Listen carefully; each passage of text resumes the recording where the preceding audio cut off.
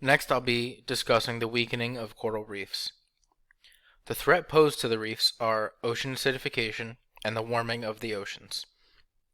The impact of ocean acidification will affect all areas with coral reefs, but more so in the Indo-Pacific region. Corals are specifically vulnerable to the changes in the ocean because of their makeup.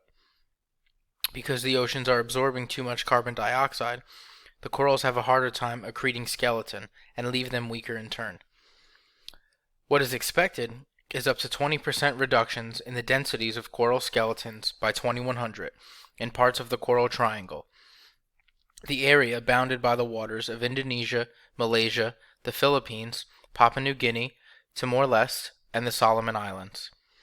Corals in the Caribbean, Hawaii, and northern Red Sea could fare better, with declines of less than 10% caused by ocean acidification alone.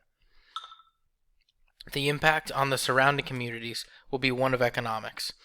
The status of the corals, which will now die off significantly easier, have been compromised. The corals generate millions of dollars in revenue for people by sustaining the wildlife and ecosystem and allowing fishing to take place. With the corals weaker, they will not be able to sustain the ecosystem and preserve the fishery, which will cost many people a lot of money. Solutions for now are to continue to study these reefs and what their stressors are, to better understand them and help prevent any threats to their well-being going forward.